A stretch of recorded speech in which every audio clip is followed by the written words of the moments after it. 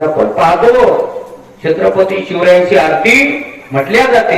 चांगले सामाजिक कार्यक्रमामध्ये, लग्न समारंभाचं कोणत्याही सामाजिक कार्यामध्ये छत्रपती शिवरायांचं पूजन केलं जातं, घोषणा दिली जाते, आरती म्हटल्या जाते. इथून पुढं मला असं वाटतं आपण छत्रपती शिवरायांना देव समजतो, हे का नाही?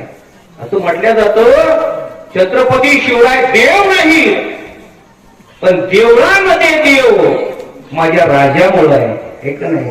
आपणही त्यांना देव समजतो. तर मग देवाचं पूजन करत असताना जो भाव आपल्या अंतःकरणामध्ये असतो, छत्रपती शिवरायांची आरती प्रत्येकानं पाठ केली पाहिजे. देव समजतो, आरती म्हणत असताना आपण आपल्या पायाची चप्पल काढली पाहिजे आणि प्रत्येकानं आरतीची पाठ केली पाहिजे आणि रेकॉर्डिंग न वाजवता स्वतः म्हणण्याचा प्रयत्न केला पाहिजे.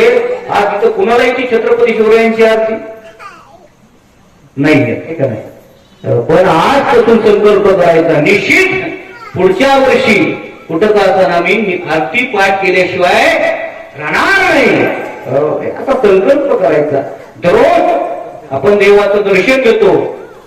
देवाचं दर्शन घेत असताना आपण हनुमंताच्या मंदिरामध्ये जर गेलो, हनुमान महाराज की जय म्हटलं की लगेच छत्रपती शिवाजी महाराज की जय आपल्या अंतःकरणातून म्हणायचं.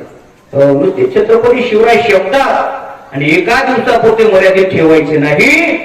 सतत आपल्याकडून त्यांचं नामस्मरण, चिंतन, छत्रपती शिवाजी महाराज म्हटलं तरी आपल्या डोळ्यासमोर त्यांचं आचरण, इतिहास उभा राहतो. दररोज त्यांचं स्मरण दर्शनाच्या माध्यमातून झालं पाहिजे. त्यांचे असणारे विचार, त्यांचं चरित्र आपण आत्मसात केलं पाहिजे आणि त्यांच्या पद्धतीनं वागण्याचा आपण प्रयत्न केला पाहिजे. निश्चितच आपलं सुद्धा जीवन बदलल्याशिवाय राहणार नाही आणि ती शिवशाही आपण निर्माण केल्याशिवाय राहणार नाही. प्रत्येक माता भगिनीकडे बघताना आपल्याही अंतःकरणामध्ये तो भाव निर्माण व्हावा की माझी आई आहे, माझा भाऊ आहे, माझा बाप आहे, माझी ताई आहे.